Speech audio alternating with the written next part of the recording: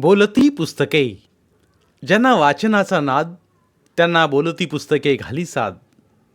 आमचं channel subscribe करा आणि सबस्क्राईब करायला इतरांनाही सांगा. नमस्कार श्रोते मित्र हो. बोलती पुस्तके सादर करीत आहे लेखक श्री अर्जुन जाधव लिखित कादंबरी प्रेयसी एक आठवण. प्रकरण चौथे. आज कल्पना छानसा ड्रेस परिधान करून आली होती. त्यामुळे ती रोजच्यापेक्षा जास्त सुंदर दिसत होती. गोड वाटत होती. नाका डोळ्यांनी शुद्ध रूपाने देखणी असणारी कल्पना ड्रेसमुळे उठून दिसत होती. आपण घातलेला ड्रेस कसा आहे, त्यामध्ये मी कशी दिसते, याचे गोड कौतुक तिला दशरथच्या तोंडून ऐकायचं होतं. आणि म्हणून तर ती मुद्दाम घरात आली होती. अरे वा, किती छान ड्रेस आहे. आज तर तू रोजच्यापेक्षा खूप सुंदर दिसतेस. या पिवळ्या ड्रेसमध्ये झकास खुलून दिसतेस. दशरथ तिच्याकडे पाहत म्हणाला. मगापासून म्हणावं तसं त्याचं लक्ष कल्पनाकडे नव्हतं. तो आपल्या तंद्रीतच होता. आता तो त्या तंद्रीतून बाहेर पडला होता. समोर उभी असणारी पिवळ्या ड्रेसमधील सुंदर देखणी कल्पनाने हळू लागला. आज कल्पना त्याला भलतीच देखणी दिसत होती. नशीब माझं, लवकर सांगितलंस. काय सांगितलं? आश्चर्यचकित होऊन दशरथ म्हणाला. ड्रेस घातल्याचं. मला वाटत होतं तू मला या ड्रेसबद्दल काहीच बोलणार नाहीस. तू तुझ्या नादात असल्यामुळं मला व माझ्या ड्रेसला तू किंमत देणार नाहीस, पण दिलास. कल्पना हसऱ्या मुद्रेने बोलली. मी तुझे गोड कौतुक का नाही करणार. या तर ड्रेसमध्ये तू इतकी इतकी सुंदर दिसतेस. तुझ्या देखणेपणाचे कोणत्या शब्दात वर्णन करू मी. माझ्याकडे शब्द अपुरे पडतात. कल्पना, असे छान छान ड्रेस परिधान करून कॉलेजला जाणार? होय, त्यात काय झालं. छान छान ड्रेस घालून जायलाच हवं. कॉलेज कसं नामवंत आहे, त्याची प्रतिष्ठा आपण जपायला नको का? मग तुझं काय खरं नाही. तू कॉलेजची हिरोईन म्हणायचीस. कॉलेजची पोरं तुझ्यावर फिदा होणार. साऱ्यांना तू वेडच लावून टाकणार वाटतंय. देवाची करणी आणि नारळात पाणी म्हणायचं. कॉलेजच्या पोरांचं जाऊ दे, तू तर वेडाबिडा होणार नाहीस ना. कल्पना कंबर लचकत मुरडत म्हणाली. कल्पनाच्या बोलण्याने दशरथ गारच पडला. त्याला पुढे काय बोलावे सुचेच ना. कल्पनाचा नेमका काय रोग आहे, तिच्या मनात काय खदखदत आहे, हे त्याला मुळात कळेना. तो फक्त तिच्याकडे पाहतच राहिला. का रे, का बोलत नाहीस? मी तुला आवडत नाही का? कल्पना पटकन बोलून गेली. का नाही आवडणार. सुंदर देखण्या गोड मुली कुणाला आवडत नाहीत. सर्वांना आवडतात. मी तुला आवडते ना, प्रश्न संपला. प्रश्न संपला म्हणजे नेमकं काय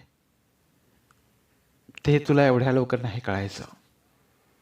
हळूहळू सर्व काही कळेल. फक्त वेळ यायला हवी. त्या क्षणाची मी आजपासून वाट पाहत राहणार, केवळ त्या क्षणाची. कल्पनाने उलटे सुलटे निर्माण केलेले प्रश्न त्याच्या डोक्यात शिरत नव्हते. तो सर्व काही मस्करीवर घेऊन चालला होता. आता जी सुरू आहे ती थट्टा मस्करी असं त्याला वाटत होतं.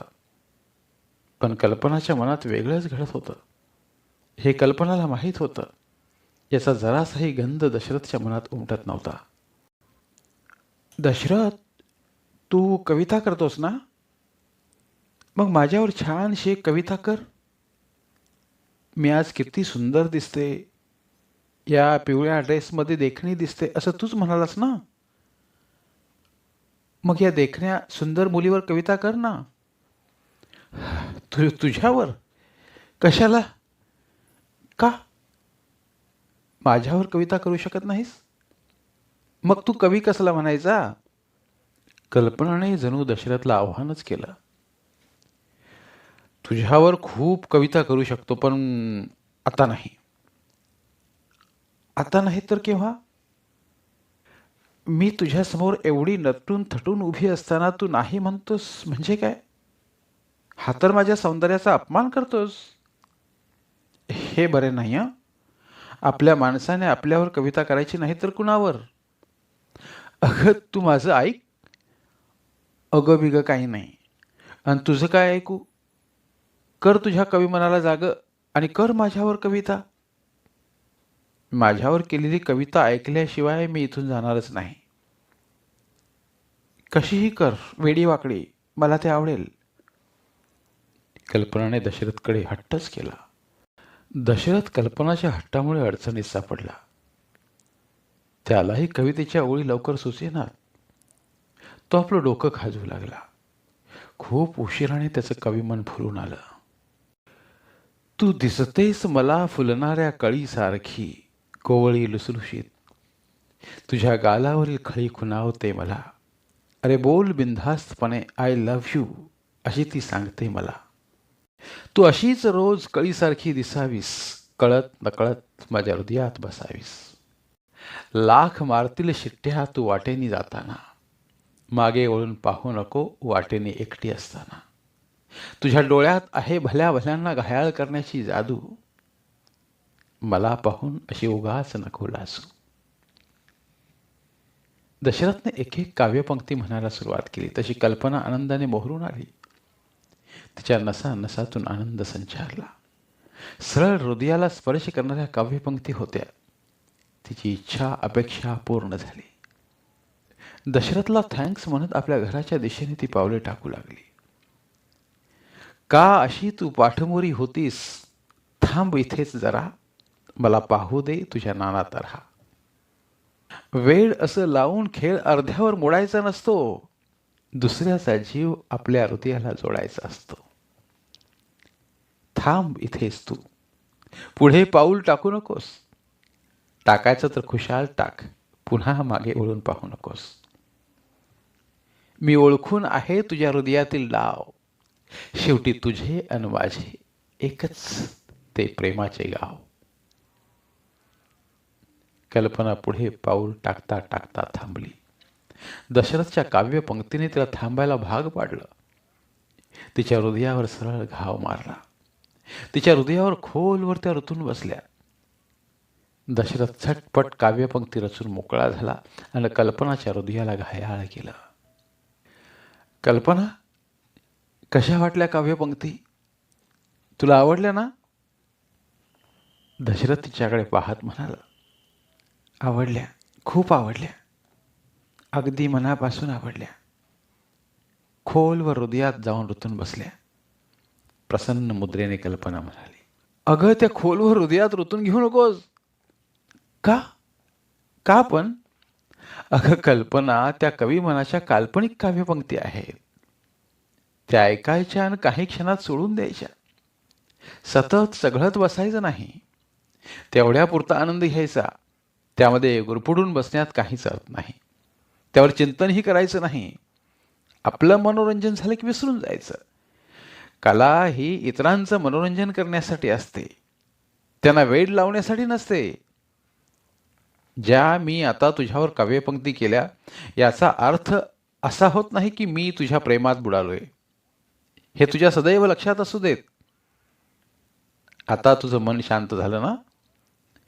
तुझ्या घरी माझे डोळे शिनले आहेत. रात्रभर झोप नाही. मी शांतपणे झोपतो. दशरथ म्हणाला, बरं ठीक आहे, तू झोप. तुला रात्री कामाला जायचंय ना? माझ्या लक्षातच नाही. तुला खूप त्रास दिला आणि मला तूही.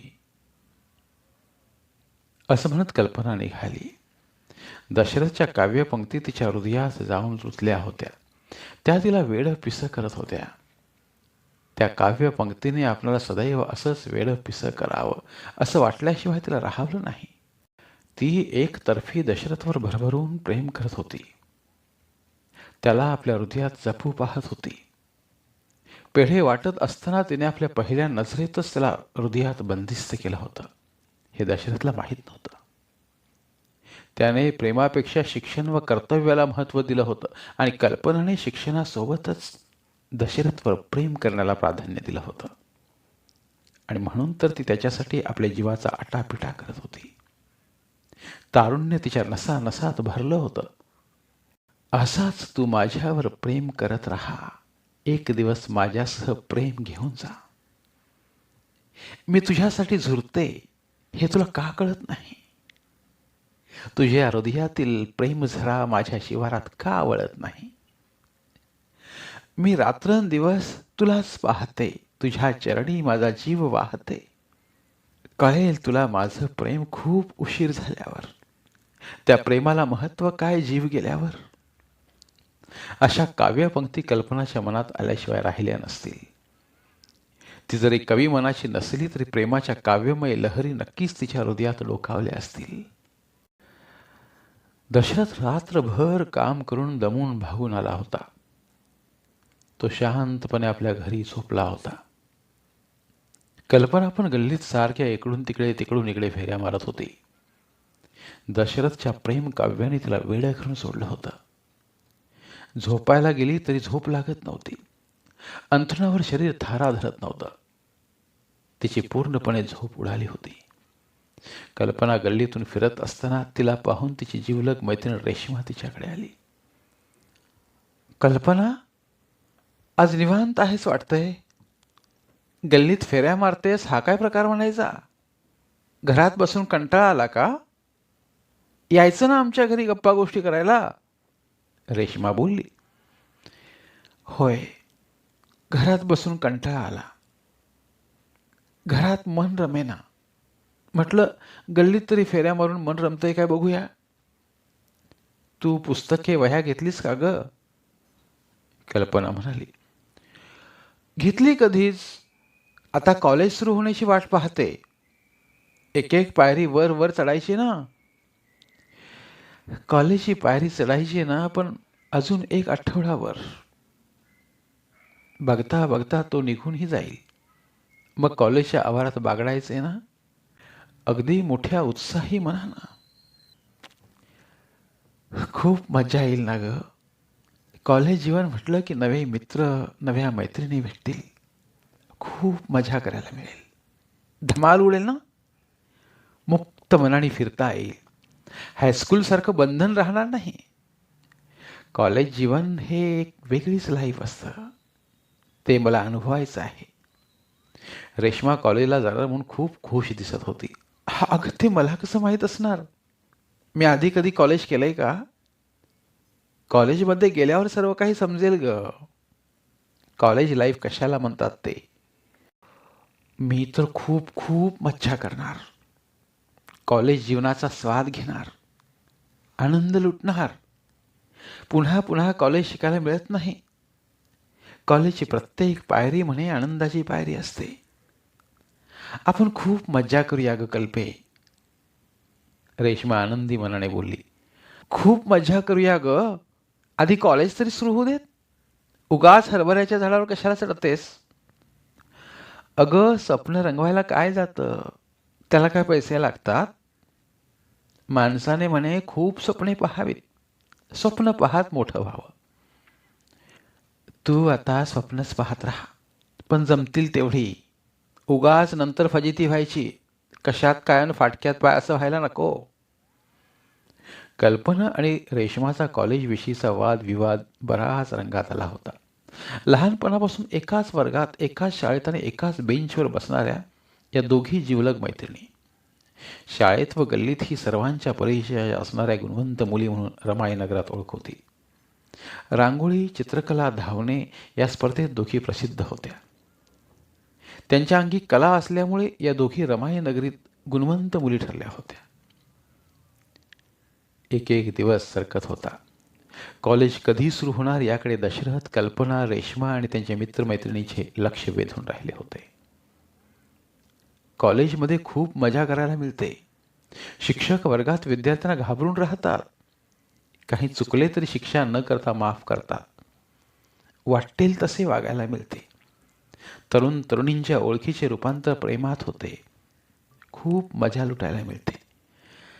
अशा नको त्या चुकीच्या भ्रमात कॉलेजची नवीन पायरी चढणारी मुलं पडतात. कॉलेज म्हणजे एक धर्मशाळा नाही, कोणीही कधीही यावं आणि जावं. कोणीतरी नको ती चुकीची माहिती दिलेली असते. नुकत्याच 10वी पास झालेली मुलं ते आत्मसात करतात आणि तिथेच ते फसून जातात. खरं कॉलेज जीवन कळायला खूप उशीर लागतो. कॉलेज म्हणजे एक मजा करणारं नाट्यमंदिर नसून ज्ञानाची गंगा वाहत ठेवणारं ज्ञान मंदिर असतं. ते प्रत्येकाच्या कलागुणांना वाव देतं. आयुष्य सजविण्यासाठी सहकार्य करतं. त्याला काही जण मजेचा कट्टा म्हणतात. जो या ज्ञान मंदिरात बहरेल, फुलेल, टिकेल, तोच आपल्या आयुष्यात विधायक कार्य करायला पात्र ठरतो. नाहीतर कॉलेज करणारे कित्येक पिढ्या वाया गेलेल्या दिसतात. त्यांना समाजाचे भान नाही, देशाबद्दल आदर नाही, अशी कॉलेज तरुण पिढी काय कामाची? कॉलेज एक मौज मजा करण्याचं ठिकाण नसून आयुष्यात फुलायला मार्गदर्शन करणारे विद्यापीठ आहे. ही भावना प्रत्येकाच्या मनात रुजायला हवी. मजा हा शब्द गाळून मनपूर्वक अभ्यास करणारा तरुण अथवा तरुणी आपल्या आयुष्यात यशोशिखरावर पोचल्याशिवाय राहत नाही.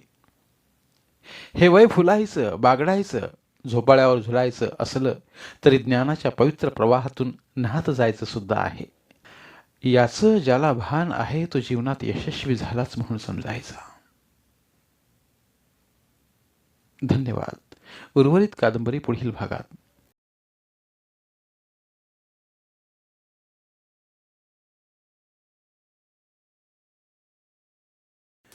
धन्यवाद.